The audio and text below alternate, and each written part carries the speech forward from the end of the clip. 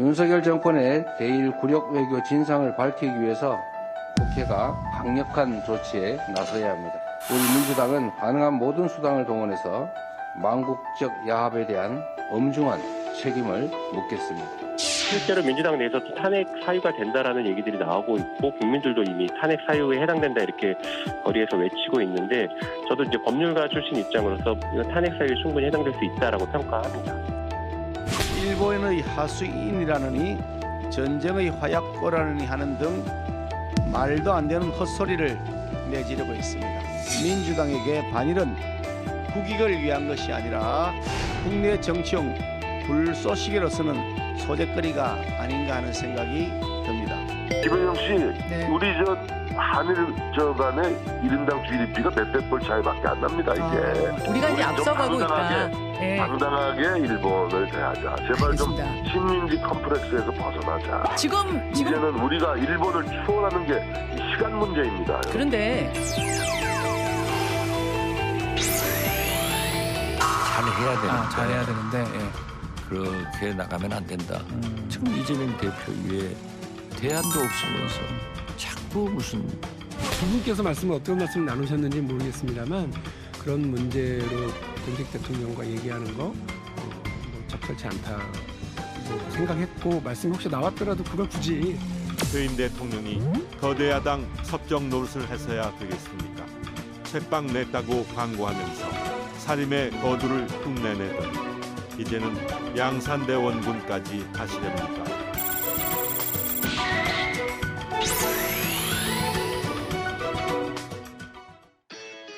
국가대표 정치뉴스쇼 5시 정치회의 시작합니다. 백반장 주말 잘 보냈어요? 월요일이 제일 좋습니다. 네, 알았어요. 네. 자, 조금 전 그 속보부터 제가 좀 얘기를 해보면요. 조금 전인 오후 4시에 국회 교육위원회가 열렸잖아요. 네. 국가수사본부장에 임명됐다가 낙마한 정순신 변호사 아들의 학교폭력 문제와 관련해서 네. 청문회를 열자 이런 논의가 있었다는 거죠. 네, 그렇습니다. 앞서 민주당은 야당 단독으로라도 청문회 안건을 통과시키겠다고 전했습니다. 야당은 정순신 변호사도 청문회에 직접 출석해야 한다는 입장인데요. 반면 국민의힘은 특정인을 불러 망신 주는 정치 청문회가 대신 안 된다면서 이달 말에 교육부의 종합대책 발표 이후에 해당 사안을 논의하자는 입장입니다. 이 과정에서 조경태 의원이 정청래 의원 아들의 성추행 사건도 함께 청문회를 열어야 한다고 주장해서 여하간 고성이 좀 오가기도 했습니다. 네, 오늘 청문회와 관련된 최종 결론은 안 나왔습니다만 네. 앞으로 여야 간에 좀 이제 충돌이 될 만한 그런 소재로 보이고요.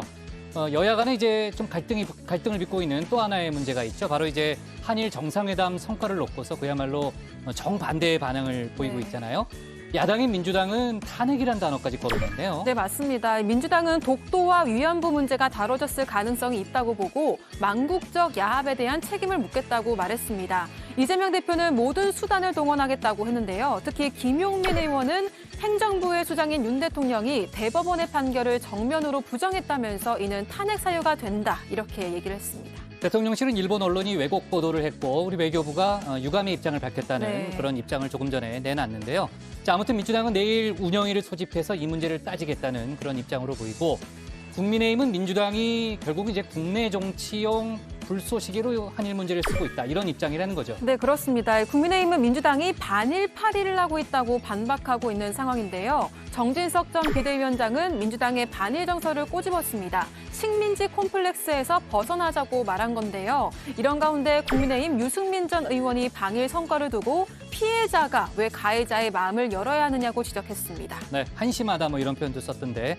자, 민주당 소식 잠깐 짚어보면요. 조금 전에 이제 영상에서 나왔습니다만 이재명 대표의 거취를 둘러싼 당내 여러 가지 이야기들이 있잖아요. 네. 최근에 이제 문재인 전 대통령을 만나고 돌아온 민주당 인사들의 발언이 조금 결이 달라서 좀 혼선을 빚고 있죠. 네, 맞습니다. 앞서 박지원 전 국정원장이 문 전 대통령을 예방한 후에 이재명 대표 외에는 대안이 없다고 전했습니다. 하지만 비명계인 박용진 의원도 문 전 대통령 예방 사실을 공개했는데요. 박 전 원장 전원과 상반된 얘기를 꺼낸 겁니다.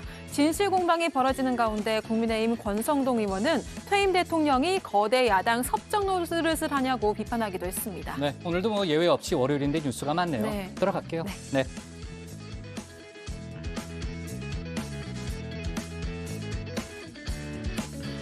자, 오늘 회의는 유 실장 박마커, 유채커 조멘토 백반장, 김현숙 소통역사 그리고 정치부의 예청자 정혜원 분들과 함께하겠습니다. 휴가 갔던 박마커가 돌아와서 오늘 오랜만에 또 완전체로 다 인사드리게 됐고요. 유 실장 표정이 별로 안 좋네요. 아니요, 저 되게 좋습니다. 좋아요? 네네. 네, 알았습니다. 박마커가 휴가 때 유 실장한테만 연락을 따로 했다면서요? 따로 하지는 않고요. 예, 전체 방에 그래요? 이제 네. 저 빼고? 저 네, 빼고? 국장상이 빼고. 알았습니다. 네. 자, 오늘도 속보 실시간 반영하면서 열어놓고 회의를 진행하죠. 회의가 진행되는 동안에는 소통반장 백반장이 직접 여러분과 소통할 예정인데 오늘 응답하라 주제는 뭡니까? 네, 오늘 응답하라 주제는요. 앞서 정부가 주 최대 69시간 근무제를 발표했습니다. 하지만 반발 여론이 거세지면서 윤 대통령이 개편안 재검토를 지시하는 등 혼란을 빚고 있는데요. 오늘은 여기에 대해서 여러분의 생각을 전할 예정입니다. 유튜브에 정치부 회의 실시간을 검색하시면 댓글 보내실 수 있으니까요. 많은 참여 부탁드립니다. 좋습니다. 정혜원 분들의 의견은 잠시 후에 들어보도록 하고요. 유한울의 뉴스픽 5부터 오늘의 정치부 회의 출발하겠습니다.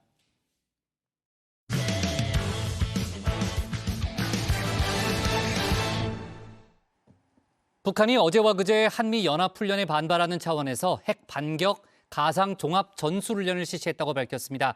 이 과정에서 단거리 탄도미사일을 공중 폭발시켜서 눈길을 끌고 있는데요. 군 당국이 정밀 분석하고 있습니다. 그런가 하면 주 최대 69시간 근무가 가능한 제도 개편안을 둘러싼 혼란은 오늘도 이어지고 있습니다. 관련 내용을 유한울 체커가 정리했습니다. 네, 5시 하면 다정해 정혜원들의 뉴스큐레이터 울체커입니다. 월요일의 뉴스픽 5 바로 들어갑니다.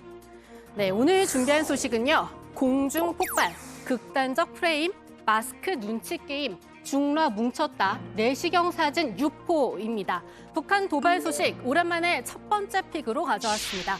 북한이 어제와 그제 핵반격 가상 종합 전술 훈련을 실시했다고 보도했는데요. 그 일환으로 어제 오전 동해상으로 쏘아 올린 단거리 탄도미사일 SRBM 한 발 합참도 포착했습니다. 이 북한판 이스칸데르 KN-23으로 추정하고 있습니다. 대규모적인 미국 남조선 연합군의 반공화국 침략 전쟁 연습이 광란 쪽으로 확대되고 미군 핵 전략 장비들이 대대적으로 남조선 지역에 투입되고 있는 긴장한 정세 속에서 단행됐습니다. 조선노동당 총비서이시며 조선민주주의인민공화국 국무위원장이신 경애하는 김정은 동지께서 핵 반격 가상 종합 전술 훈련을 지도하셨습니다. 네, 지금 바로 들으신 것처럼 김정은 위원장이 직접 지도했다고 하고요. 둘째 딸 김주애도 함께 참관했습니다. 그런데 김 위원장이 이 금지옥엽 귀한 딸을 내리고 안개 낀 산을 걸어 내려오는 사진도 함께 공개됐습니다. 여기에 또 숨은 뜻이 있다고 전문가들은 분석하는데요. 이번 미사일 이동식 발사 차량이 아닌 사일로에서 발사했을 가능성이 있다는 겁니다. 발사 플랫폼의 다변화를 가시하는 측면이 있고요. 이 ICBM인 화성 17형 같은 더 큰 미사일 발사를 위한 시험 발사 성격도 겸한다고 합니다. 그런데 이보다도 이번에 더 주목해야 할 부분은 따로 있습니다. 평안북도 철산군에서 발사된 전술 탄도 미사일은 800km 사거리에 설정된 조선 동해상 목표 상공 800m에서 정확히 공중 폭발함으로써 핵 전투부에 조립되는 핵 폭발 조종 장치들과 기폭 장치들의 동작 믿음성이 다시 한번 검증됐습니다. 네, 여기서 두 번 나오는 800이라는 숫자입니다. 우선 800km 사거리, 이번 핵 위협이 우리나라를 향한 거라는 점을 분명히 한 겁니다. 그리고 무엇보다도 800m 공중 폭발에 더 관심을 둬야 하는데요. 이 전술핵을 고도 1km 이하 상공에서 터뜨릴 경우 그 파괴력은 몇 갑절 커집니다. 이 파편이 사방으로 튀면서 공격 범위가 확 넓어지기 때문인데요. 따라서 사람과 건물이 많은 도심 맞춤형 공격 방법이기도 합니다. 몇 달 전 김여정 부부장의 서울 관역 발언이 떠오르는 대목인데요. 국민들은 윤석열 저 천치 바보들이 들어앉아 자꾸만 위태로운 상황을 만들어가는 정권을 왜 그대로 보고만 있는지 모를 일이다. 그래도 문재인이 앉아 해먹을 때에는 적어도 서울이 우리의 관역은 아니었다. 네, 북한은 이번 훈련 내용을 공개하면서 핵 공격 태세를 완비했다고도 주장했습니다. 우리 당국은 검증이 필요한 주장이라고 하면서도요, 충분히 대비해야 한다고 보고 있습니다. 그렇다면 여기서 빠질 수 없는 게 한미일 안보 협력 그리고 지소미아 정상화 얘기입니다. 미국의 정찰 자산을 활용하는 것도 중요하고 그렇겠죠. 필요하다면은 일본의 정찰 자산 같은 것들을 갖다가 우리가 실시간으로 공유해서 예. 북한의 미사일 능력에 대응할 수 있는 대비 태세를 구축해놔야겠죠. 그런 차원에서 이렇게 한미일 간의 군사 비밀 정보, 그러니까 우리 비밀을 일본에 갖다 줘야 되는 게 아니고요. 예. 서로가에게 필요해서 군사 비밀을 제공하면 예. 그 비밀을 제3국에 유출하지 않겠다는 것이 지소미아거든요.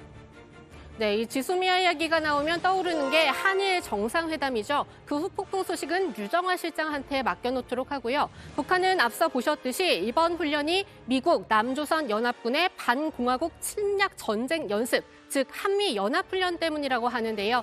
예전과 좀 달라진 패턴이 있다면 연합훈련 전후에만 하던 도발을 훈련 중에도 계속 이어간다는 겁니다.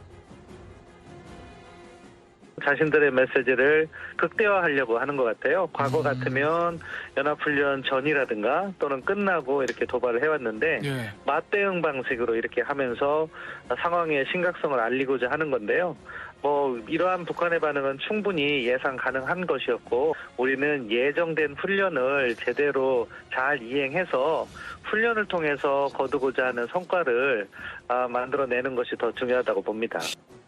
하지만 이럴수록 한반도의 긴장 수위가 올라갈 수밖에 없다는 우려도 나옵니다. 거의 연중 무휴 수준으로 진행되는 한미 군사훈련인데요. 북한 그리고 우리나라와 미국이 지금의 접근법을 바꾸지 않는다면 우발적 충돌 가능성 역시 연중 무휴 가능성 있다는 지적입니다. 김여정이 미국을 상대로 해서 앞으로 미국이 북한에 대해서 가하는 위협 정도에 따라서 자기들도 철저하게 대응을 하겠다 그러면서 태평양을 미사일 사격장으로 쓰겠다는 얘기를 했어요. 그래서 이번 훈련 기간 중에 그 북한이 아주 세게 나올 것 같아요. 그렇게 되면은 그만큼 한반도 정세가 불안정해지지. 국민들은 불안하고 전쟁 나는 거 아닌가. 네. 그렇게 좀 걱정이 돼요.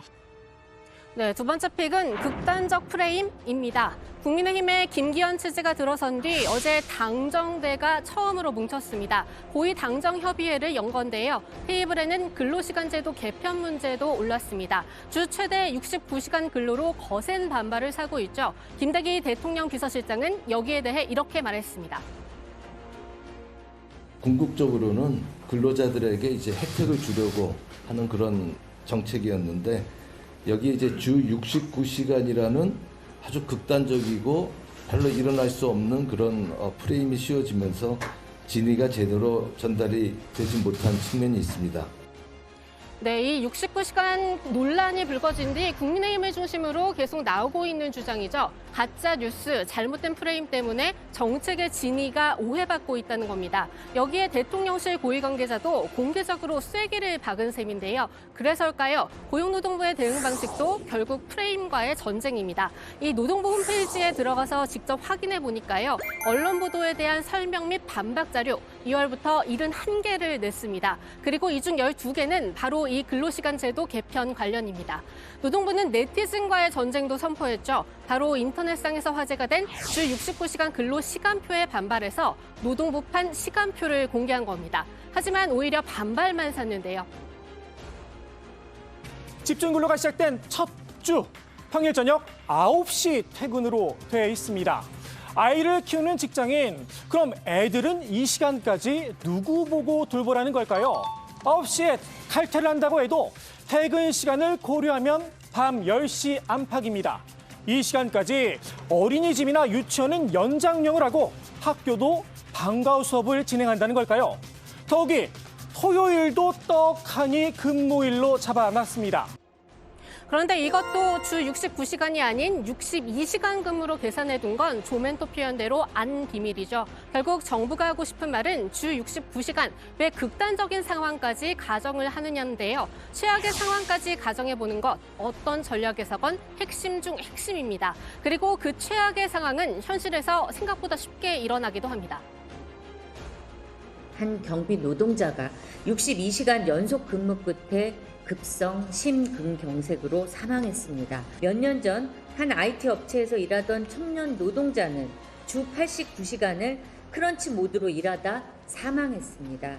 이렇게 곳곳에서 과로사로 죽은 노동자가 매년 최소 500명입니다.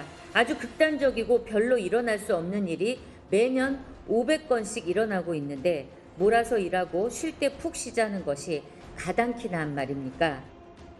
네, 논란이 커지자 여권은 장시간 근로에 대한 보상을 개편한 보완의 포인트로 잡은 모습입니다. 윤 대통령도 오늘 임금 및 휴가 등 보상 체계에 대한 불안이 없도록 확실한 담보책을 강구하라고 지시했습니다. 내일 국무회의에서도 입장을 직접 밝힌다고 하는데요. 네, 근로시간 조정 문제는 어떤 경우든 근로자들의 그 선택권이 존중돼야 되고요. 그다음에 이 휴식권과 건강권이 이렇게 보장되는 이런 탄력 근무제도로 만들어져 나가야 된다. 여기 이런 방향으로 뜻이 모아졌고요. 좀 일부터 잘못 알려진 부분들도 상당히 많습니다. 그런 부분에 대한 오해, 불식도 뒤따라야 된다. 하지만 직장인 이 10명 중 8명은 법정 연차휴가 15일도 다 쓰지 못하는 게 현실입니다. 연차휴가 역시 이 법으로 보장돼 있는 부분인데도 말입니다. 이렇게 현실성 없는 대책에 이미 근로시간 제도 개편안에 대한 신뢰가 무너져 내리고 있는 것 역시 문제인데요. 그 신뢰를 더 깎아먹는 부분은 또 있습니다. 바로 이정식 노동부 장관의 지금은 맞고 그때는 틀리답니다. 이 장관은 한국노총 사무처장 출신이죠. 2014년 국회 공청회에 참석해서 이런 말을 한 적이 있습니다. 더 이상 장시간 노동 체제는 지속 가능하지 않으며 우리 경제사회 구조와 정합성이 없습니다. 이러한 왜곡된 체제, 지속 가능하지 않은 체제는 그동안 정부의 편향적이고 잘못된 노동 정책과 행정 해석의 결과이며 국회가 그동안 직무를 유기한 측면이 없지 않습니다. 그리고 같은 해 이 국민의힘 전신 새누리당에서 연장 근무까지 합쳐서 주 60시간 근무를 합법화하는 법안을 냈을 때는 이렇게 반발하기도 했습니다. 지금 말씀하신 대로 현행 법은 주 4시간을 하고 노사가 합의할 경우에 12시간까지를 초과할 수 있다는 거죠. 12시간까지. 그러니까 엄격하게 보면 52시간만 가능한 거예요. 그런데 노동부가 엉터리 행정 해석을 해서 일주일이 7일 아니겠습니까? 그런데 일주일이 뭐 5일이다 6일이다 해서 주말에 일하는 거를 이 12시간 한도 안에 잡아놓지 않는 거예요. 해석을 하는 거예요. 네, 지금 말을 들어보면 법이 원래 취지대로 작동하지 않는 경우도 있다는 맹점을 그 누구보다도 잘 아는 듯한데요. 이 정도면 그때의 이정식 사무처장과 지금의 이정식 장관이 싸우는 것 같습니다. 이 장관은 노란봉투법 때도 이런 식의 대처로 친정인 한국노총의 질타를 받았는데요. 노동개혁의 주요 국면마다 정부가 보이는 태도에 대해선 본인의 과거 발언을 다시 새겨보면 좋을 듯합니다. 경제사회 발전의 핵심 요소는 가장 근본적인 요소는 대화, 그다음에 협의, 합의, 공정성, 투명성인데 이러한 사회로 나아가도록 노력을 하면 지금 노사정 논의하고 이런 일들도 혹시 뭐 의견 접근이 될 걸로 같고 정말 중요한 건 발상의 전환을 통해서 노동 기본권을 확충하고 안전망을 두텁게 만들어 줌으로써 유연성 논의들이 좀 더 진전될 수 있도록 그렇게 하는 것이 맞지. 네, 세 번째 픽은 마스크 눈치 게임입니다. 마스크 눈치 게임이 또다시 시작됐습니다. 오늘부터 대중교통에서도 마스크 착용 의무가 사라졌기 때문인데요. 여러분들은 오늘 출근길 어떻게 하셨나요? 저는 바로 안 쓰려고 생각하고 있었어요. 마스크 쓰고 있으면 답답하기도 하고 이미 코로나 몇 번 감염이 됐어가지고 별로 이제 걸리는 게 무섭지 않기도 하고. 그냥 마스크 이렇게 끼고 다니는 게 너무 편해서 지금은 사람들이 좀 마스크 좀 벗기 시작하면은 저도 좀 따라서 할 것 같기는 한데 지금은 쓸 것 같아요. 한동안은. 네, 이렇게 눈치 게임에다가 오늘은 미세먼지까지 심해서 아직까지는 마스크를 그대로 쓴 사람들이 많이 보이는 것 같은데요. 미세먼지가 심할 때 그리고 출퇴근 시간대처럼 대중교통안이 붐빌 때는 마스크를 쓰는 편이 좋다는 점 기억하시면 좋겠습니다. 네, 다음 픽, 중러 뭉쳤답니다. 시진핑 중국 주석이 오늘 러시아를 국빈 방문해서 푸틴 대통령과 정상회담을 갖습니다. 이 반미국 전선을 형성하고 있는 두 나라죠. 이번 회담에서 주로 우크라이나 사태에 대한 논의가 이뤄질 것으로 보이는데요. 앞서 국제형사재판소가 전쟁 범죄 혐의로 푸틴에 대한 체포영장을 발부한 가운데 평화의 중재자를 자처한 중국이 어떤 역할을 할지에 관심이 쏠립니다. 네, 오늘의 마지막 픽은 내시경 사진 유포입니다. 서울시내 건강검진센터의 내과 의사가 환자의 내시경 사진을 유포한 혐의로 재판을 받고 있습니다. 의사 A씨는 2021년 이 내시경 담당 의사로 일하면서 환자 97명의 내시경 사진이 담긴 컴퓨터 모니터 화면을 휴대전화로 찍었는데요. 이 사진을 미술동호회 단톡방에 올렸습니다. 이 사진을 본 한 회원은 사과 박스 같다고 답하기도 했다고 하는데요. 지난해 다른 회원의 고발로 덜미가 잡혀서 지금은 개인정보보호법 위반 혐의로 기소된 상태입니다. 네, 오늘의 뉴스픽은 여기까지입니다. 들어가서 원픽 뽑겠습니다. 뉴스픽 5였습니다. 네, 저도 오늘 마스크를 쓰고 다녔는데 그 대중교통 보니까 뭐 대부분 아직까지는 마스크를 좀 쓰고 있더라고요. 자, 북한이 도발 횟수를 늘려가고 있습니다. 조금 전에 이제 유체커가 소개했지만 특히 이제 공중폭발 훈련이 과연 전에도 우리가 저기 했던 이른바 그 EMP탄 있잖아요. 전자기 펄스판. 그러니까 강력한 전자기파를 발생시켜서 인프라 전반을 무력화시키는 EMP탄을 실험한 거 아니냐는 그런 얘기가 나오고 있고 굉장히 위력적인 무기죠. 또 북한이 그 도발 수위를 좀 이제 올려갈 거라는 그런 관측도 나오고 있는데 북한이 훈련 소식을 전하면서 공개한 사진을 보면 좀 특이한 점이 있다는 거죠. 네, 그렇습니다. 북한 조선중앙통신이 공개한 사진을 좀 보시면요. 지금 나가고 있는데 이 김정은 위원장 옆에서 미사일 발사를 지켜보는 한 남성의 얼굴에 이렇게 이례적으로 모자이크 처리가 돼 있습니다. 마스크 쓴 사람 말하는 거죠? 예, 그렇습니다. 네. 모자이크 처리가 돼 있는데도 보시면 선글라스, 마스크를 착용해서 철저히 정체를 숨긴 모습을 보실 수가 있는데요. 북한 보도를 좀 기반으로 보면 전술 핵 운용 부대를 총지휘하는 연합 부대장이나 아직 공개되지 않은 미사일 총국의 국장으로 추정이 됩니다. 이례적인 모자이크 처리에 대해서는 북한이 보안을 유지하고 해당 인물이 제재 대상이 되는 것을 막으려고 한 것 같다. 이런 분석이 나오고 있습니다. 통일부는 이 모자이크 처리된 이 의문의 남성에 대해서 사진상으로 인물을 식별하기 어렵다면서 관계기관 등과 함께 분석해 나가도록 하겠다라고 했는데요.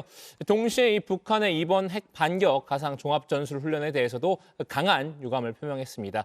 통일부 관계자는 우리의 연례적 방어적인 훈련에 대해 북한이 침략적인 전쟁 연습이라고 매도하고 적반하장식으로 핵무기를 거론하며 위협하는 데 대해서 매우 유감스럽게 생각한다 밝혔고요. 그러면서 이 한반도의 위기를 조성한 원인과 책임은 북한의 무모한 핵 개발에 있음을 다시 한번 분명히 한다고 꼬집었습니다. 네, 자 근로시간 개편과 관련된 여러 가지 속보 좀 짚어보고 갈게요. 민주노총이 윤 대통령과 이정식 장관을 고발하기로 했다는 거죠. 네, 그렇습니다. 민주노총이 오늘 기자회견을 열고 윤 대통령을 살인의 예비, 음모죄 혐의 등으로 고발하겠다고 밝혔습니다.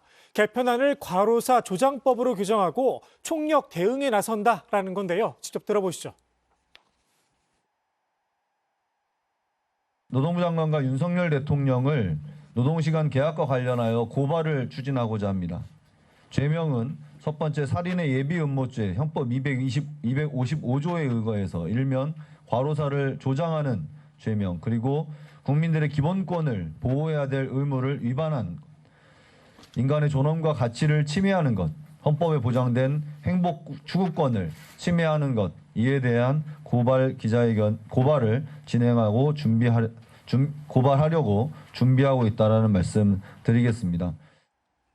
네, 민주노총은 오늘 25일 민주노총 투쟁 선포대회를 시작으로 결의대회와 노동자 총궐기대회, 경고파업 등으로 투쟁 수위도 높여나갈 방침입니다. 네, 자 대통령실 쪽에서도 조금 전에 속보가 하나 나왔는데요. 대통령실 고위 관계자 발로 얼마 전에 이제 윤석열 대통령이 주 60시간 이상 근무는 무리다라는 이제 그런 얘기를 밝혔잖아요. 그래서 이제 사실상의 그 60시간을 상한선으로 제시한 거 아니냐라는 그런 관측이 있었는데 이 고위 관계자가 윤 대통령의 60시간 발언은 가이드라인이 아니고 그 이상도 나올 수 있다. 그러니까 60시간 이상도 나올 수 있고 결국은 이제 다양한 의견을 수렴하겠다는 뜻 정도로 이해해달라는 그런 입장을 했습니다. 내일 국무회의에서 윤 대통령이 지금 이제 얘기했던 근로제도 개편안과 관련한 또 추가 입장을 내놓는다고 하는데요. 아무튼 조금 전에 대통령실 고위 관계자의 발언이 또 정책 혼선을 불러일으키는 거 아니냐라는 또 그런 관측도 있더라고요. 자, 좋습니다. 유채거 오늘의 원픽은 어떤 겁니까? 네, 오늘의 원픽입니다. 주 69시간 극단적 프레임, 민주노총 윤 대통령 고발 방침.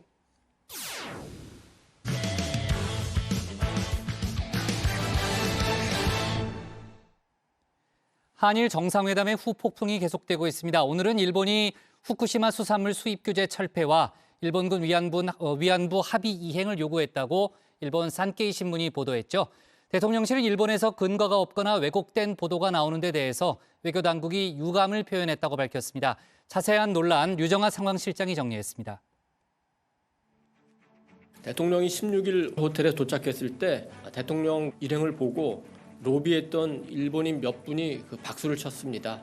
일본에서는 굉장히 흔치 않은 일이라고 합니다. 숙소를 떠나서 공항으로 갈 때 호텔의 모든 직원이 일렬로 도열해서 대통령 일행이 떠난 후까지 계속 박수를 쳤습니다. 이 정도면은 일본인의 마음을 여는데 어느 정도 성공했지 않나. 네, 지난 한일 정상회담과 윤석열 대통령의 방일 외교, 대통령실은 커다란 성공이라고 평가를 했습니다. 한일 관계에서 유리한 위치가 됐을 뿐 아니라 한미일 관계 또 국제 관계에서도 주도적인 위치를 차지할 수 있는 분위기가 조성됐다라는 겁니다. 우리 정부가 먼저 강제동원 제3자 변제안으로 물 반컵을 채웠으니 일본이 성의 있는 조치로 나머지 반을 채울 거라는 게 우리 정부의 기대였는데요. 그런데 일본은 이렇다 할 성의를 보이지는 않았습니다.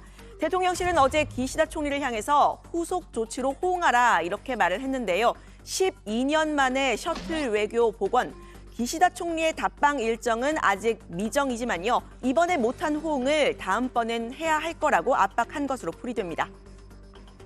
양자 관계에서 보기 드물게 양국의 여론이 일치하는 분위기가 형성이 됐습니다. 윤석열 대통령이 정치 지도자로서 한일 미래 관계를 위해 중요한 결단을 내렸다. 그러니까 이번에는 기시다 총리도 호응해야 하는 것 아니냐. 오늘 현재까지는 윤 대통령이 받는 관심이 더 큽니다만 일본 정부의 후속 조치를 통해서 기시다 총리도 함께 주목받기를 기대합니다. 그런데 지난 정상회담에서는 일본이 이 호응은커녕 우리 정부에 추가 요구를 했다는 일본 언론의 보도가 속속 나오고 있습니다. 기시다 총리가 일본군 위안부 합의 이행 그리고 후쿠시마 수산물 수입 규제 철폐를 요구했다고 산케이 신문이 오늘 보도를 한 건데요. 정상회담 직후에는 일본이 위안부 합의 이행뿐 아니라 독도 문제를 거론했다. 이런 이야기도 보도가 나왔었죠. 모두 우리로서는 받아들이기 쉽지 않은 문제들입니다. 대통령실은 독도와 위안부 문제는 정상회담에서 논의된 적이 없었고 후쿠시마 오염수 그리고 수산물 수입 문제에 대해서는 어떤 얘기를 했는지 공개하는 것은 적절하지 않다고 말을 했습니다. 후쿠시마 오염수 문제에 대해서는 원칙적으로 받아들이기 어렵다라면서도 이 과학적 안전, 국민 정서 측면이라는 전제 조건을 달았는데요. 그러니까 정식 의제로 올랐다 이렇게 말하기는 어렵지만 대화로는 얘기가 됐다라는 걸 시인한 거란 해석이 나왔습니다. 정부 원칙은 있습니다. 과학적 측면이 있고 국민 정서 측면, 과학적으로 안전하다고 확인되지 않으면 위험한 요소가 있는데 어떻게 받아들일 수 있겠습니까? 네, 일본 측이 일본군 위안부 문제를 언급했다는 일본 언론의 보도에 대해서도요. 정부 관계자들은 구체적인 답변을 피했습니다. 박진 외교부 장관은 구체적으로 말씀드리는 건 적절하지 않다고 했고요. 김태효 국가안보실 1차장은 정상회담 대화는 다 공개 못한다 이렇게 선을 그었습니다. 일본은 이 화해치유재단 기금 중에 잔액 56억 원을 위안부 피해자들에게 지급을 하자 이런 입장이죠. 그런데 피해자들은 이거 사과와 배상 없이는 수립하지 않겠다 이렇게 거부하고 있는 상태입니다. 김태효 1차장은 기시다 총리가 2015년 위안부 합의 당시 외무상이었다 이 점을 언급을 하면서 3년 뒤에 우리나라가 일방적으로 화해치유재단을 해체해버렸다는 취지로 말했습니다. 정상회담에서 오고 간 정상들 간의 대화는 네. 공개할 수가 없습니다. 다만 이 돈을 앞으로 정부가 또 바람직한데 청년의 교류를 위해서 사용할 수는 있겠으나 위안부 합의가 계속 존중되고 일본이 했던 그 당시의 발표가 유효하기 때문에 앞으로 양국이 추가로 할 조치는 남아있지 않다. 네, 민주당은 이 정상회담 굴욕 외교이자 조공 외교다 강하게 비판했습니다. 강제동원 배상을 비롯한 이 공식 의제에서도 성과를 내지 못했는데 일본이 독도 영유권, 일본구 위안부, 또 후쿠시마 수산물 수입 문제까지 논의 테이블에 올려서 청구서만 받아왔다는 게 사실일 가능성이 높아 보인다고 했습니다. 전체적으로 보건대 사실일 가능성이 높아 보입니다. 사실이라면 충격적인 일입니다. 국민의 자존심을 훼손한 것도 모자라서 대한민국의 자주 독립을 부정했다는 것으로 생각될 수도 있습니다. 윤석열 정권의 대일 굴욕 외교 진상을 밝히기 위해서 국회가 강력한 조치에 나서야 합니다. 네, 민주당은 국회 차원의 조치뿐 아니라 가능한 모든 수단을 동원해서 이 망국적 야합에 대한 엄중한 책임을 묻겠다 이렇게 말을 했는데요. 실제로 민주당은 지난 주말에 시민사회단체들과 이렇게 거리로 나갔습니다. 이 자리에서 이재명 대표가 했던 발언 다시 한번 들어보시죠. 선물 보따리는 잔뜩 들고 갔는데 돌아오는 길은 빈손이 아니라 청구서만 잔뜩 들고 왔습니다. 아무리 불법이라도, 아무리 위헌적이라도, 아무리 상식에 반하더라도 일본의 비위만 맞출 수 있다면 무슨 일이든지 할 수 있다. 이런 굴욕적 태도 아닙니까, 여러분? 네, 반면 국민의힘은 민주당을 비판했습니다. 민주당이 여전히 이 구한말식 죽창가를 외치면서 수구 꼴통 같은 이런 반일 선동질에 매달리고 있다. 이렇게 비판을 한 겁니다. 한일 관계가 꼬이면서 잃어버린 경제 효과 20조에 달한다라는 보도를 인용하면서요. 양국 간 수출과 투자 복원을 더 이상 늦출 수 없다고 했습니다. 한일 관계 정상화가 늦어지는 순간 우리의 경제적 손실은 눈덩이처럼 커질 것이 자명한데도 과거 민주당 정권처럼 방치만 하는 것은 올바른 지도자의 자세가 아닙니다. 민주당의 당리당략적 반일 선동을 초월하여서 미래를 위한 결단, 경제와 안보를 위한 결단으로 국익 극대화를 위한 외교 정상화에 박차를 가하겠습니다. 네, 한일 의원 연맹 회장으로 이번 회담에 동행을 했던 정진석 전 비대위원장도요. 반일 감정을 국내 정치에 이용해서는 안 된다 이런 주장을 폈습니다. 한국과 일본의 GDP 차이 지금 고작 몇백 불 수준이라면서요. 식민지 컴플렉스에서 벗어나야 한다고 주장했습니다. 저는 이미 일본을 우리가 추월하는 선상에 있다고 봐요. 당당하게 일본을 대하자. 제발 알겠습니다. 좀 식민지 컴플렉스에서 벗어나자. 지금 이제는 우리가 일본을 추월하는 게 시간 문제입니다.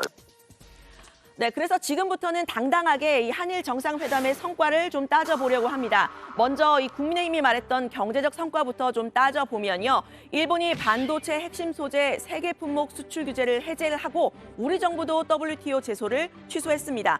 다만 이 화이트리스트에 복귀하는 것에 대해서는 양국의 생각이 좀 다르죠. 우리 당정, 즉 우리 정부와 여당은 양국이 화이트리스트 복귀에 합의한 만큼 후속 조치에 나서겠다고 말했습니다. 양국이 상호 화이트리스트의 원상 회복에 합의한 바 양국 협의가 완료되는 대로 관련 법령 개정 등을 신속히 추진하기로 하였습니다. 네, 그런데 일본은 아직 원상 회복에 합의했다 이렇게 보지는 않는 듯합니다. 한국의 자세를 지켜보겠다는 게 공식 입장입니다. 今後のこの国のカテゴリーの取り扱いについては、さらに、韓国側の取り組み状況次第ということになります。韓国側の今後の姿勢を慎重に見極めていきたいというふうに考えております。 네, 민주당에서는 즉각 반발이 나왔는데요. 퍼주기 외교 아니냐는 겁니다. 일본의 화이트리스트 복귀는 없고 윤석열 대통령은 셀프 WTO 제소 취하를 했습니다. 일본은 독도 도발을 하고 윤석열 대통령은 국민을 도발시켰습니다. 윤석열 대통령의 굴종 외교, 조공 외교, 원천 무효다 이렇게 말씀드리겠습니다. 네, 경제 다음으로 살펴볼 부분은 이 친교 강화 부분입니다. 대통령실에서는 이 양국 간의 친교 강화를 가장 큰 성과로 꼽았죠. 12년 만에 셔틀 외교가 복원이 됐다면서 양국 정상이 이례적으로 하루에 2번 만찬을 했습니다. 특히 2차에서는 저도 여러 번 소개를 드렸는데 오므라이스를 안주로 해서요. 일본 맥주와 우리 소주를 탄 폭탄주를 두고 양국 정상이 러브샷까지 했다고 하죠. 이외에도 윤 대통령은 1박 2일간의 방일 동안 전직 총리들을 포함해서 12명의 정치인들을 만났습니다. 일본의 야당 입헌 민주당까지 만났는데 여기에서는 일본 술, 사케를 선물 받았다고 하는데요. 게이오대에서는 대학생들을 상대로 이제 강연도 했죠. 대학교 새내기의 질문도 받았다고 하는데 윤 대통령의 답변까지 직접 들어보시죠. 연설이 끝난 뒤 개요대 1학년 학생이 윤 대통령에게 이런 질문을 했습니다. 저도 한일 관계 개선에 역할을 하고 싶습니다. 지금까지 한일 관계에서 이런 식의 질문이 나온 적이 있던가요? 대통령은 가장 중요한 것은 서로 만나는 것이다. 그러니 학생도 한국을 방문해달라. 네, 일본 대학생들의 한국 방문, 이 민간 교류 장려를 해야겠지만요. 이것만으로 이 한일 관계의 성과라고 볼 수 있을까 싶은 생각이 드는데요. 이미 코로나가 어느 정도 잦아든 지난해부터 일본인들은 한국을, 한국인들은 일본을 가장 가고 싶은 여행지로 꼽았다. 이런 보도들이 많이 나오고 있습니다. 그런데 이 윤석열 대통령의 게이오대 강연에서는 논란이 된 발언도 나왔는데요. 윤 대통령이 메이지 시대의 사상가를 인용한 바로 이 대목입니다. 메이지 시대의 사상가 오카쿠라 텐시는 용기는 생명의 열쇠라고 했습니다. 25년 전 한일 양국의 정치인이 용기를 내어 새 시대의 문을 연 이유가 후손들에게 불편한 역사를 남겨줘서는 안 된다는 믿음 때문이었습니다. 네, 그런데 이 오카쿠라 텐신이라는 사람, 일본 근대화를 주장하면서 서구의 일본을 소개한 인물이라고 합니다. 일본 우월주의를 설파하면서 당시 일본의 조선 지배를 정당화하는 이론을 내놨는데요. 저서 일본의 각성에는 한반도가 선사시대 때부터 일본의 식민지였다라는 내용이 담겨 있습니다. 윤 대통령은 이 내용을 알고도 이 사람의 말을 인용했을까요? 조선 반도는 아마도 원래는 선사시대 동안에 우리의 식민지였을 것이다. 조선에 남아있는 고고학적 유물은 우리의 원시시대 고인돌에서 발견된 것들과 정확하게 똑같은 유형이다. 우리는 고대의 우리의 영역 안에 있었던 조선을 우리 국민의 합법적인 방어선 안에 둘 것을 고려하고 있다. 네, 결국 한일 관계의 시작과 끝, 역사 혹은 과거사 문제로 돌아갈 수밖에 없어 보입니다. 우리 정부가 강조하는 김대중 오부치 선언의 핵심, 과거를 직시한 채 미래를 지향한다라는 거였죠. 우리 정부가 먼저 강제동원 제3자 변제안으로 물컵의 반을 채운 상황에서 일본의 여러 추가적인 요구를 들었다면 우리 정부가 추가로 요구한 건 뭐였을까요? 회담에 관여한 김태효 국가안보실 1차장은 소위 기브앤테이크, 즉 주고받기 방식의 접근 자체를 하지 않았다고 말했습니다. 사사건건 우리가 하나 이번에 뭘 할 테니 당신네 일본 정부는 이걸 해다오 하는 접근을 꾀하지 않았습니다. 우선 우리가 국내 정치에서 취할 수 있는 한일 관계의 걸림돌을 하나씩 제거해 나갈 테니까 일본 당신들도 그동안의 입장을 심사숙고하고 그런 필요한 조치를 앞으로 해나가기를. 네, 이번 한일 정상회담에 대한 평가가 일부 반영된 오늘자 리얼미터 여론조사 결과 보고 가겠습니다. 윤석열 대통령에 대한 지지율 36.8%고요. 지난주보다는 2.1%포인트 떨어졌습니다. 부정 여론은 60.4%였는데요. 부정 여론이 다시 60%를 넘은 건 지난 2월 둘째 주 이후 7주 만입니다. 국민의힘 전당대회가 있었던 지난 3월 첫째 주를 기점으로 지지율이 좀 하락세에 있는 모습인데요. 네, 우리 정부의 제3자 변제안, 민주당의 비판 입장은 충분히 전해드린 것 같고요. 보수 진영에서도 야당의 입장에서는 충분히 할 수 있는 주장이라는 이야기가 나왔습니다.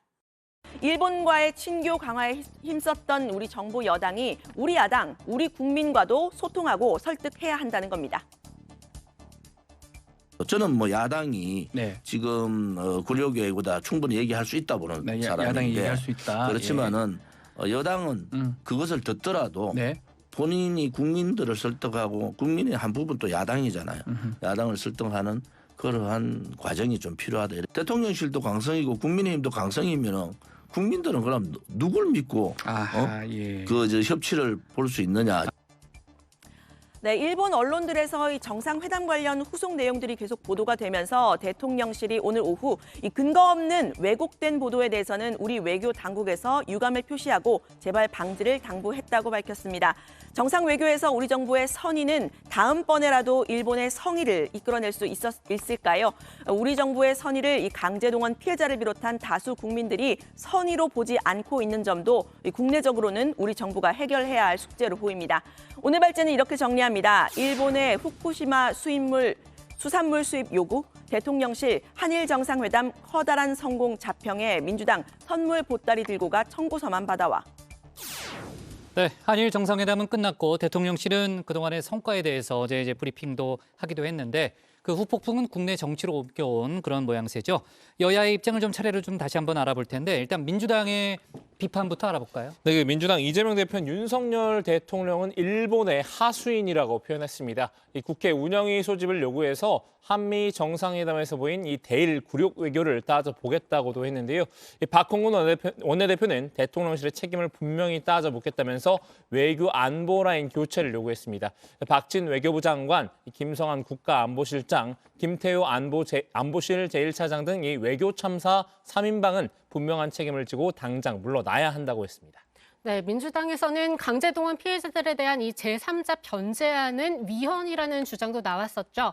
피해자 개인에 대한 배상 책임을 인정한 우리 대법원 판결을 대통령이 뒤집었다는 겁니다. 국정농단이라는 주장도 나왔는데요. 김용민 의원은 우리 기업이 일본 대신 배상하는 건 제3자 뇌물죄가 될 수 있다고도 주장했습니다. 이 대법원 판결이 있더라도 피해자들과 국민들이 동의한다면 외교적인 결정을 내릴 수는 있지만 지금은 국민들의 반대가 높다고도 했습니다.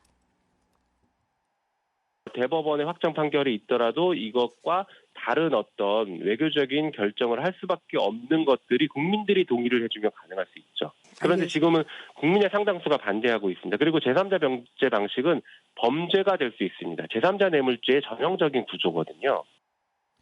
국민의힘은 민주당의 논리대로라면 노무현 전 대통령도 일본의 하수인이 될 수 있다. 이런 주장을 폈죠. 그렇습니다. 국민의힘은 민주당의 이 반일 선동이 금도를 넘었다면서 노무현 전 대통령이 2007년에 강제동원 피해자 보상금을 국민 세금으로 조성된 국가 재정으로 하자 이렇게 제안했던 때를 이제 끄집어냈습니다. 1965년에 이 한일 청구권 협정 이후에 피해자 배상 방안을 좀 고민을 하던 때인데요. 이후에 2018년 대법원은 국가에 대한 배상과 이 개인에 대한 배상을 좀 분리하면서 피해자에게 배상할 수 있는 그런 방안의 길이 좀 열렸었죠. 김기현 대표는 2007년 이야기를 하면서 노 전 대통령이 하면 애국이고 윤 대통령이 하면 굴욕이라는 해괴망측한 민주당의 주장은 전형적인 내로남불이라면서 이렇게 말했습니다. 2007년도에 그 2005년도 무렵이었던가요? 연도는 제가 잘 기억나지 않습니다만 노무현 대통령 시절에 민관합동조사위원회를 구성했지 않습니까? 그 구성한 결과에 따라서 이것을 일본에 대해서 더 이상 청구할 수 없다는 결론을 내렸다는 것이고 그때 공동위원장이 민주당 대표를 하던 이해찬 그분이 공동위원장이었고 그 위원으로 문재인 대통령도 같이 참여해서 활동한 것으로 알고 있습니다. 그 결과에 따라서 국가의 재정으로 그것을 보상하자라는 차원에서 2007년도에 그 특별법이 만들어진 것으로. 시민사회 단체들도 이제 비판의 목소리를 내고 있는데 대통령실이 시민사회 목소리에 대해서 반박을 했다는 거죠. 네, 그렇습니다. 김태호 국가안보실 1차장은 길에서 집회하는 분들의 입장을 잘 검토해보면 일본 정부가 받아들이지 않을 입장을 주장하고 있다면서 지난 12년 동안 결국 걸림돌로 작용했던 불편한 양국관계를 계속 방치하는 것이 좋다는 결론과 등치시킬 수밖에 없다 이렇게 이야기를 한 겁니다. 시민사회 단체에선 즉각 비판의 목소리가 나왔는데요.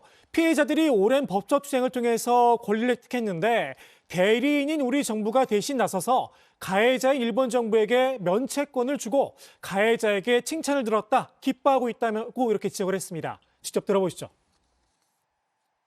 저는 대한민국 정부의 고위 관계자가 일본 정부와 관계자들 입장은 그리도 세심하게 배려하면서 자국 국민의 입장과 피해자들의 목소리는 어떻게 그렇게 함부로 묵살할 수 있는지 정말 이해가 안 됩니다. 자신을 완전히 일본 정부와 일본 극우 우익 세력들의 입장과 동일시하고 있다고밖에 이해할 수 없겠네요. 좋습니다. 오늘 발제 이렇게 정리하겠습니다. 후쿠시마 수산물 요구 대통령실 성공, 민주 청구 서만으로 제목을 잡겠습니다.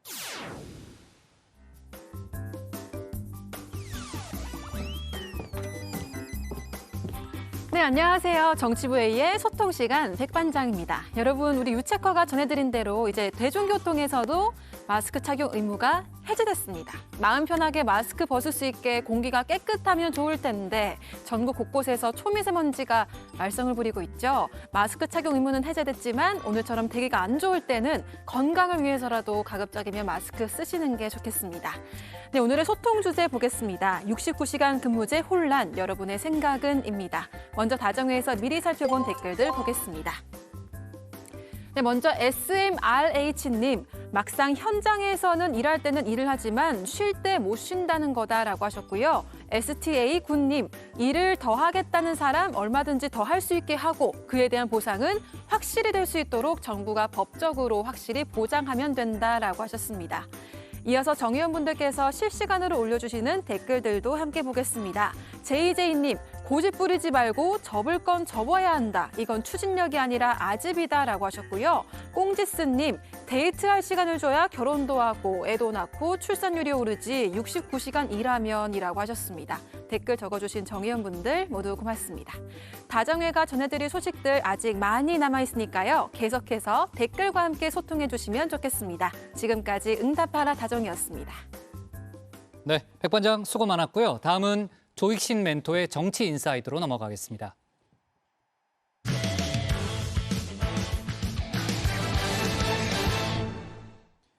지금부터 국민의힘과 민주당 소식 차례로 알아보겠습니다. 국민의힘 김기현호가 당 안팎의 악재에 시달리고 있죠. 용산발 한일 정상회담 논란, 또 주 69시간 근로제 도입 혼란으로 국민 여론이 심상치 않은데요. 김재원 최고위원의 5.18 관련 발언도 당 지지율을 끌어내렸다는 평가가 나오고 있습니다. 김기현 대표는 오늘 선거제 개편 문제를 지렛대 삼아 국면 전환에 나섰는데요. 관련 내용을 정치 인사이드에서 짚어봅니다.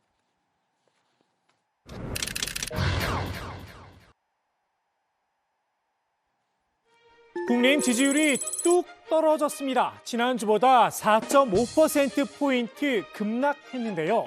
반면 민주당은 지지율이 올랐죠. 양당의 격차 7주 만에 오차 범위를 벗어나서 9.4%포인트 차까지 벌어졌습니다. 전당대회를 치른 지 약 2주 만에 컨벤션 효과가 완전히 실종됐다는 평가가 나옵니다.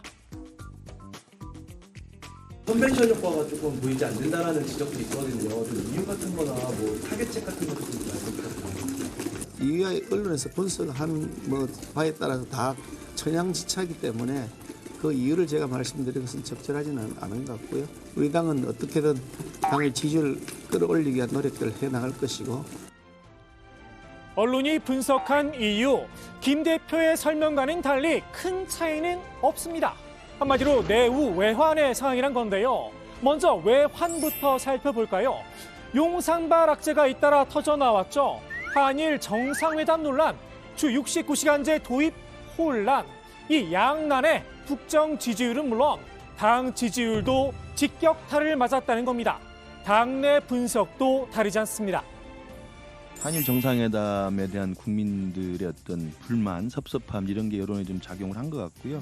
주 52시간제 이걸 좀 유연하게 적용하겠다 했는데 이게 또 젊은 MZ 세대들의 또 반발이 좀 있어서 또 정책의 혼선으로 좀 비춰지지 않았습니까? 그 대다수 좀 국민이 생각하는 관점에서 좀 다소 부족한 부분들이 드러나다 보니까 그 국정 운영이라던가 정당 지지율에 그 영향이 반영되고 있다라는 생각이 좀 들고 있습니다. 여기에 당 내부의 헛발질, 내우도 이어졌죠. 특히 김재원 최고위원의 5.18 관련 발언이 도마에 올랐는데요. 헌법 정신에 5.18 정신을 헌법에다 넣겠다. 그런다고 전라도 표가 나올 줄 압니까? 그건 불가능합니다. 불가능해요? 예. 불가능하죠? 예, 불가능합니다. 전라도에 대해서 립서비스 하려고 한 거지. 뭐 표 들려면 조상묘도 판다는 게 정치인들 아닙니까? 김기현 대표, 당 지지율에 영향을 미쳤을 수도 있다면서 순수한 개인적 발언이었다. 애써 의미를 축소했습니다. 당 지지율이 많이 떨어졌거든요. 김재원 최고위원의 5.18 관련된 발언이 주된 영향을 줬다는 분석도 나오는데 좀 어떻게 보시는지. 일정한 부분 그 점에 대해서 부인할 수 없는 점이 있긴 하지만 그것이 주된 요인이었다는 주장에 대해서는 동의하기는 어렵고요. 김재원 최고위원이 했던 그 발언은 순수한 개인적 발언이었다는 본인의 설명도 있었고 본인이 사과까지 했습니다. 당 수석 최고위원의 개인적 발언, 국민들이 그렇구나 이해해 줄 거라 생각하는 걸까요? 더욱이 사과까지 했다라. 사과는 기본이죠. 당내에선 징계를 해야 한다는 목소리도 컸습니다. 윤리위원회가 좀 엄정하게 가동을 해갖고 책임을 지는 그런 단호한 우리 지도부가 또 우리 당이 됐으면 좋겠다는 것을 희망하고 있습니다. 홍준표 대구시장은 벌구라며 아예 퇴출을 시켜야 한다 나를 세웠는데요. 김 대표, 김 최고위원을 징계할 생각은 없는 듯하죠. 대신 5.18 기념식에 의원들이 전원 참석하는 방안을 적극 검토하고 있다고 합니다. 글쎄요, 문득 4년 전 5월 이 장면이 떠오릅니다.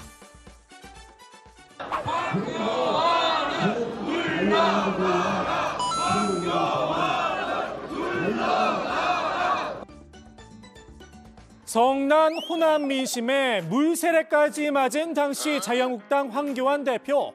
자당 의원들이 5.18 관련 망언을 쏟아냈지만 아무런 징계 없이 유야무야 넘어가려고 했죠.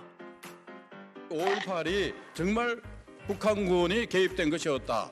합리적인 사실을 이제 하나하나 확인을 해나가야 됩니다. 5.18 폭동이라고 했는데 10년, 20년 후에 그게 5.18 민주화 운동으로 변질이 됐습니다. 종북 좌파들이 지금 판을 치면서 5.18 유공자라는 이상한 괴물 집단을 만들어내면서 우리의 세금을 축내고 있습니다.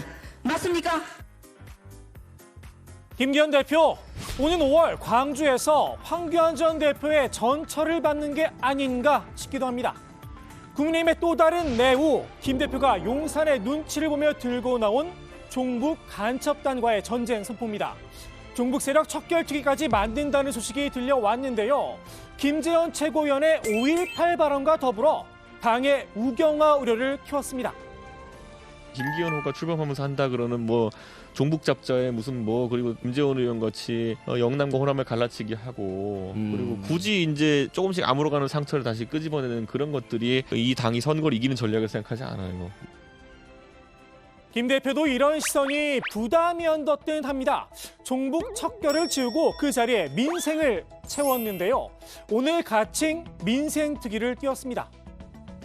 가칭 민생특위는 나중에 모여서 의논한 다음에 명칭도 다시 의논해 볼 작성입니다만 이번에 발족하는 가칭 민생희망 특위는 단순하게 한두 번의 보여주기식 행보가 아니라 구체적으로 성과를 만들어내는 특위로 이끌어 나가도록 하겠습니다. 민생 해결사 역할을 할 것이다. 가칭 민생희망특위가 권역별로 역동적인 당내 인사 그리고 현장 목소리를 들려줄 신선한 각계 전문가가 참여할 수 있도록 지금 인선 작업을 하고 있습니다. 가시적 성과를 내기 위해서 노력하겠습니다. 민생 문제 해결, 정치권이 풀어야 할 가장 기본적인 과제죠. 다만 단기간에 가시적인 성과를 내긴 어려운 문제이기도 한데요. 당장 당의 지지율을 끌어올리기엔 한계가 있습니다. 그래서일까요? 김 대표가 선택한 돌파구, 바로 의원 정수 확대 문제입니다. 국회의원 정수는 절대 정원시키지 않겠습니다. 4년 전에 여야 합의 없이 민주당이 완력을 행사해서 도입시켜 놓은 현행 선거법은 반드시 고쳐져야 합니다. 그런데 그 틈을 이용해서 느닷없이 의원 수요를 정원시키겠다는 말이 나오는데 우리 당은 어떤 경우에도 의원 수요가 늘어나는 것을 허용하지 않겠습니다. 정개특위 소위에서 결의한 선거제도 개편 이 세 가지 안, 이 가운데 1안과 2안은 의원 정수를 300명에서 350명으로 늘리는 내용을 담고 있죠. 이 1안과 2안 결코 받아들일 수 없다는 겁니다. 주호영 원내대표도 같은 입장을 밝혔는데요. 당의 뜻과 다른 안이 통과됐다 선을 긋고 나섰습니다. 의원총회에서 의원 정수는 전혀 늘려서는 안 된다는 것을 분명히 했고, 그다음에 지금 소선거구제에 문제가 있으니 가급적 중대 선거구제로서 진영 대결의 정치를 지향하는 쪽으로 선거제도를 바꿔보자는 의견이 있었음에도 불구하고 그런 내용은 전혀 반영되지 않은 채 의원 정수 50석을 늘리는 안 2개를 넣어서 통과시켰습니다. 이번 선거제도 개편안을 결의한 정개특위 소위 국민의힘 소속 조혜진 의원이 위원장을 맡고 있죠. 사전에 당 지도부와 논의가 안 됐나 싶은데요. 조혜진 위원장 직접 입장을 밝혔습니다. 여야정당 입장 없습니다. 현재 논의위원회 소집을 위해서 필요한 법적 요건이 토론 안건을 올려야 되기 때문에 대표적인 선거구제 여러 개 중에서 몇 가지를 추려가지고 그냥 편의상 토론의 편의상 올린 것뿐인데, 여야 모두 당론이 없어 편의상 몇 가지 안을 올린 것뿐이라는 건데요. 이 안건들 여야 합의를 거친 사안입니다. 구체적인 논의는 국회의원 모두가 참여하는 전원위원회에서 토론을 하자 사전에 이야기도 됐었죠. 그런데 국민의힘 지도부가 갑자기 강경 반응을 쏟아낸 겁니다. 야당은 당황스럽다는 분위기인데요. 조 위원장은 당 지도부 입장에선 어쩔 수가 없었다. 추가 설명을 내놨습니다. 기존 300명 동결 아니면 더 줄이는 쪽으로 이야기가 주로 많이 있었고, 우리 당이 국회의원 전체 의석을 늘리는 데 동의한 것처럼 와전이 되고 오해가 되니까 그걸 분명하게 하기 위해서 당 지도부가 그렇게 단호한 입장 표명을 한 걸로 봅니다. 국민의힘이 의원 정수 확대 문제를 먼저 치고 나온 진짜 속내. 결국 당 지지율 때문이란 분석이죠. 앞서 정개특위가 실시한 여론조사 결과를 한번 살펴볼까요? 응답자의 57.7%가 국회의원 정수 확대에 반대의 뜻을 나타냈습니다. 동의한다는 답변은 29.1%에 그쳤습니다. 국민의힘이 반대 여론이 큰 의원 정수 확대 문제를 이슈화해 지지율 반등을 꾀하겠다는 게 아니냐는 겁니다. 국민의힘의 정무적인 전략과 별개로 국회의원에 대한 국민들의 시선 한마디로 싸늘하죠. 토의 등가성과 비례성을 높이기 위해 의원 정수를 확대해야 한다고 제안한 김진표 의장도 이 점을 우려했는데요. 국회의원 정수를 늘려서 그걸 다 비례대표로 활용하면 되지 않냐는 얘기가 할 수 있고, 일부 국회의원들이 그런 법안도 냈습니다. 근데 여기는 문제가 하도 오랫동안 국회가 불신을 많이 받은 데다가 국민들이 동의를 안 합니다. 김 의장은 국회의원 숫자를 늘리되 인건비와 세비를 동결하자는 해결책을 제시하기도 했는데요. 인건비는 동결하는 걸 법으로 만들자. 국회의원 전체 인건비 300명 인건비로 330명이 봉급 덜 받고 하면 되지 않냐. 글쎄요. 국민들의 뇌리엔 세비 셀프 인상의 추억이 강하게 남아있죠. 과연 설득이 될까 싶습니다. 오늘의 정치 인사이드 이렇게 마무리합니다. 의원 세비 가운데 기본급에 해당하는 일반 수당이 1.8% 인상되는 겁니다. 정말 대단합니다. 그 바쁜 와중에 월급까지 셀프 인상해주는 패기 인정합니다. 자, 국회 사무처가 해명을 내놨는데요. 사무처는 의원 보수가 차관급보다 적다. 전체 보수 증가분은 1.2% 수준이다. 이렇게 말을 했습니다.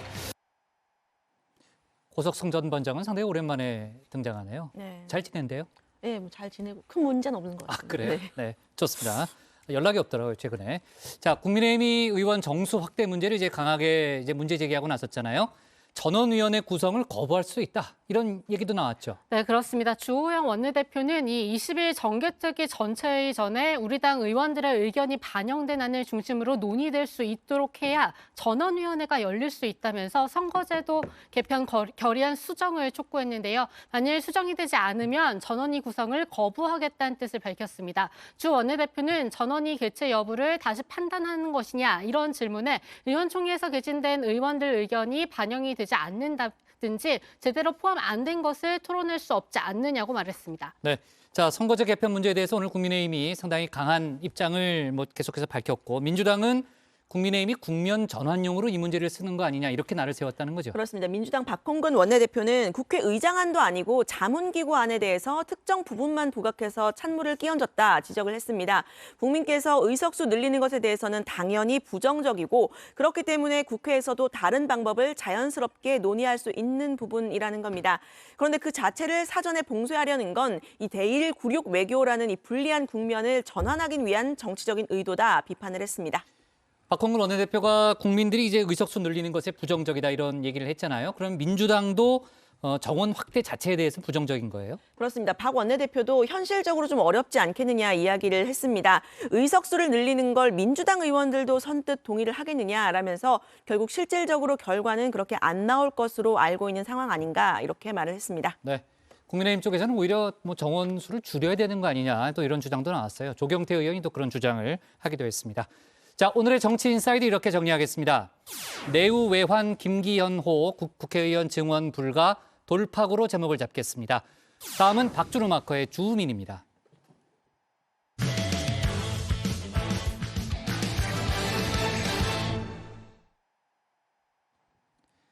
박지원 전 국정원장의 전원을 둘러싼 논란이 이어지고 있습니다. 문재인 전 대통령이 박 전 원장을 만났는데 이재명 대표 외에는 대안이 없다는 발언을 했다고 전했죠.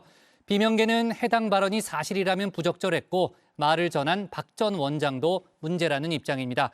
관련 논란을 주민에서 짚어봅니다. 문재인 대통령께서는 지금 현재 민주당이 총단합해서 이재명 대표 중심으로 하는 이 말씀인 건가요? 잘해야 되는데, 잘해야 되는데 예. 그렇게 나가면 안 된다. 지금 이재명 대표 이외에 대안도 없으면서 자꾸 무슨 그 정도 얘기하셨어요. 그 정도. 지난 17일 박지원 전 국정원장이 던진 말 한마디입니다. 이 문재인 전 대통령의 말을 대신 전달한 전언이었는데요. 박 전 원장, 지난 10일 문 전 대통령을 만났다고 하죠. 이 전언이 사실이라면 민주당에는 이재명 대표 외에 대안이 없으니 이 대표를 중심으로 단합하라는 이 문 전 대통령의 주문이 있었던 셈입니다. 이 해당 전언은 당장 민주당의 파문을 몰고 왔는데요. 이 비명계를 중심으로 해당 발언에 대한 반발이 일었습니다. 처음에는 이 문 전 대통령의 발언 자체를 문제 삼는 분위기였는데요. 전직 대통령으로서 얘기하는 건 좀 해야 될 말이 있고 안 해야 될 말이 있는데 실제로 또 그렇게 안 하실 수도 있죠. 이재명 대표 말고는 대안이 없다. 왜 그거는 뭐 저 문재인 대통령 판단인데 그런 얘기를 그렇게 막 하시면 안 되죠. 그리고 그 얘기를 설사 문재인 대통령하고 박지원 원장 사이에 얘기를 했어도 그거는 대외적으로 얘기할 성질이 아니죠. 그리고 그거를 그렇게 막 전직 대통령 말을 이렇게 막 얘기하면 박 전 원장이 사담이었다고 해도 해서는 안 될 말이었다는 지적입니다. 그 말을 공개적으로 전달한 박 전 원장도 비난을 피해가지 못했습니다. 그거는요. 그분 말씀이죠. 문재인 대통령이 과도하게 말씀하신 거고 전달한 분도 잘못 전달한 겁니다. 왜냐하면 우리가 뭐 문재인 대통령 호봉입니까? 문 대통령이 지시하면 그대로 다 일사불란하게 움직이고. 파문의 잔 물결은 오늘까지 일고 있는 모습입니다. 이제는 문 전 대통령이 실제로 해당 발언을 했는지를 두고 진실 게임이 벌어지는 양상인데요. 이 비명계 박용진 의원도 지난 17일 문 전 대통령 사저를 직접 방문했다고 하죠. 박 의원은 문 전 대통령이 자신에게는 그런 이야기를 하지 않았다고 밝혔는데요. 그런 말씀을 전 여쭤보지도 않았고요. 이렇게 당내 현안 문제라든지 그 우리 정치 현안 여기와 관련된 말씀이 아니라 아까 말씀드렸던 진영 대립과 갈등 증오의 정치에 대한 걱정과 우려를 함께 얘기했고 이재명 대표 입자도 안 나왔습니까? 네, 얘기 안 했었습니다. 박 전 원장과의 대화에선 달리 이 이재명 대표에 대한 이야기는 나오지 않았다는 설명인데요. 이 당의 단결과 혁신을 당부한 게 전부였던 겁니다. 대통령께서 민주당을 애정을 가지고 보는 건 맞았고 민주당은 좀 달라져야 되고 그러려면 뭔가 결단해야 되고 그렇게 하고 그런 속에서 서로 단결하고 화합하지 않으면 어떻게 선거를 이기겠어요. 그게 너무 당연한 말씀을 하신 거를 사실 대화 내용은 그 상대에 따라 다를 수밖에 없는데요. 아무래도 이 친명계인 박 전 원장과 이 비명계인 박 의원과 나눈 대화는 그 흐름이 사뭇 달랐겠죠. 박 의원은 애초부터 이 대표 문제에 대해 이 문 전 대통령과 얘기를 나눈 건 적절치 않다고 생각한 모양입니다. 다만 이 문 전 대통령이 박 전 원장과는 그런 대화를 나눴다고 하더라도 이 박 전 원장이 그 내용을 공개한 건 적절치 못했다고 비판했습니다. 그러면 박지원 전 원장하고는 근데 그런 얘기를 하신 모양이에요. 이재명 대표 외에는 대안도 없으면서 무슨. 네, 뭐 두 분께서 어떤 말씀 나누셨는지 모르겠습니다만 저는 뭐 제 생각이 그랬습니다. 뭐 그런 문제로 전직 대통령과 얘기하는 거 뭐 적절치 않다 뭐 생각했고 말씀이 혹시 나왔더라도 그걸 굳이 그럴 필요 있었을까 하는 생각도 있고.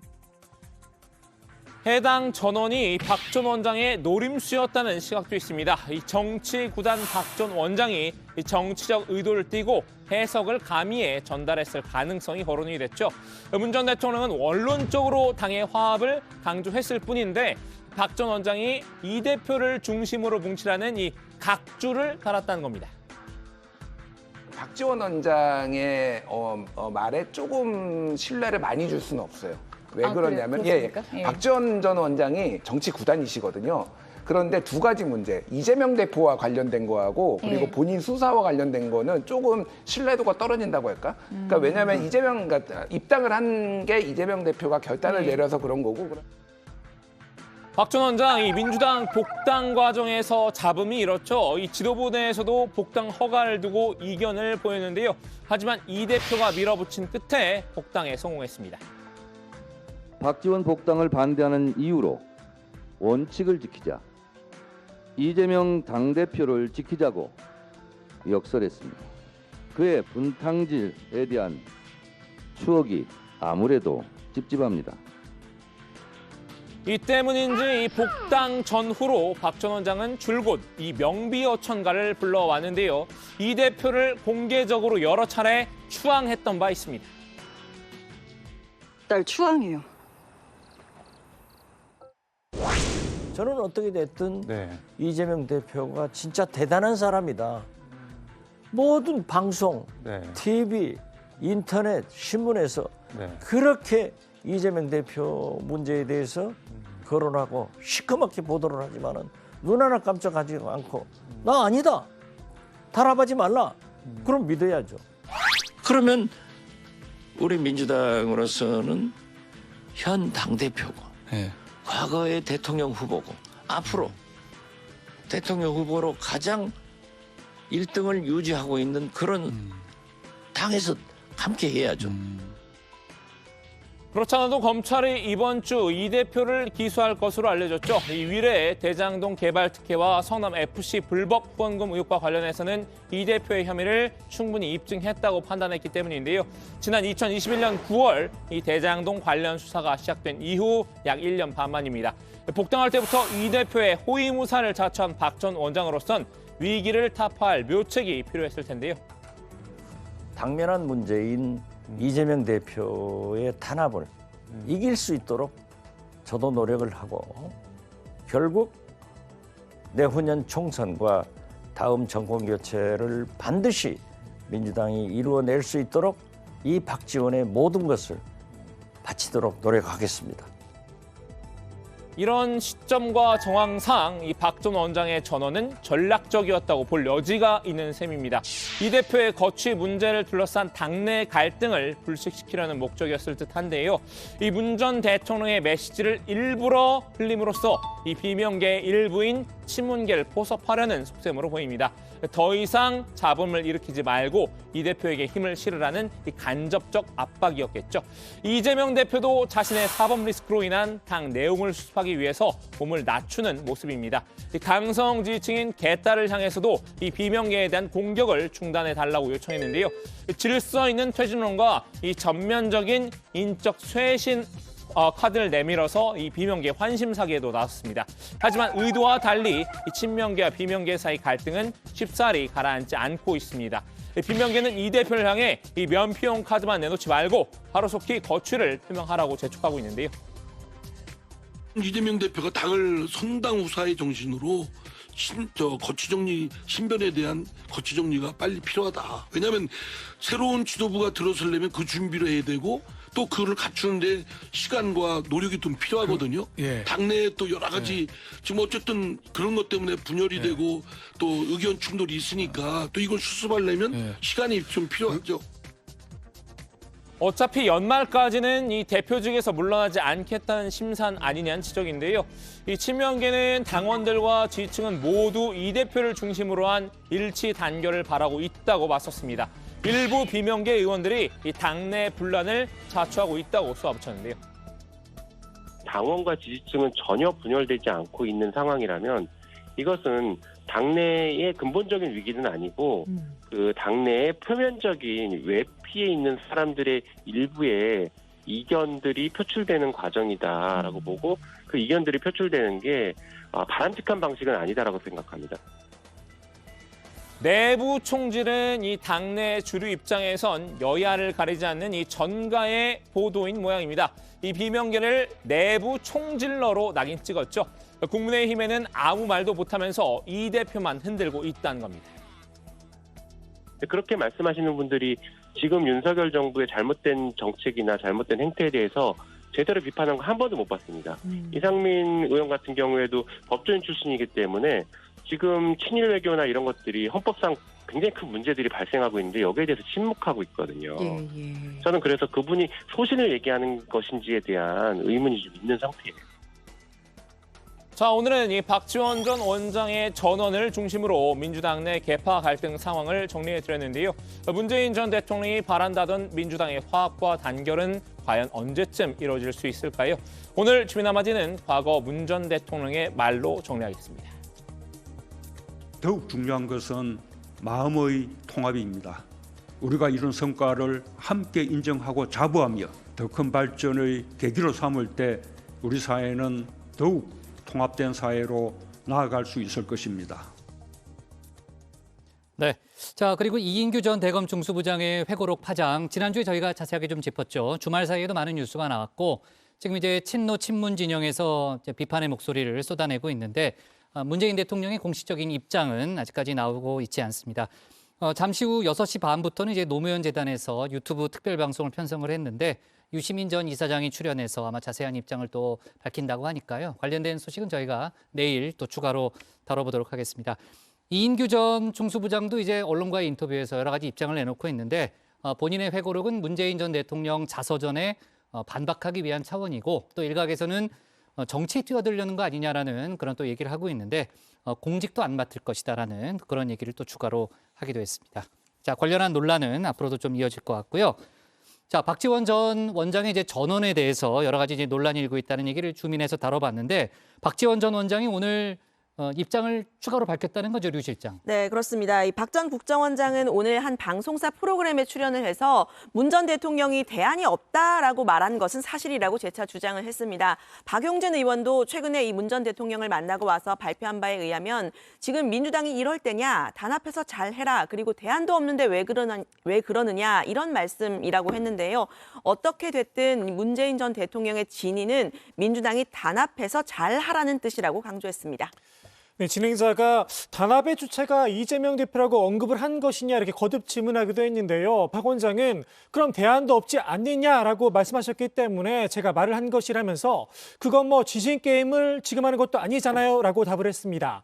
비명계 이상민 의원이 앞서 라디오 인터뷰에서 문 전 대통령이 지시를 하면 우리가 따라야 되느냐, 우리가 무슨 졸개냐, 진짜 그런 말을 했는지조차 믿기 힘들다라고 언급한 것과 관련해서는 그분 개인 의견이라고 잘라 말했는데요. 민주당의 전직 대통령인데 전직 대통령을 폄훼하는 그런 용어를 쓰는 건 바람직하지 않다고 생각한다. 이렇게 꼬집었습니다. 네, 국민의힘 쪽에서는 이제 권성동 의원이 퇴임 대통령이 거대 야당 섭정 노릇을 하고 있다라는 또 그런 비판의 목소리를 내기도 했죠. 자, 좋습니다. 오늘 정치부에는 여기까지 하도록 하겠습니다. 저희는 내일도 5시 정각에 다시 찾아뵙겠습니다. 네, 박준호 막 친하게 지내요. 네.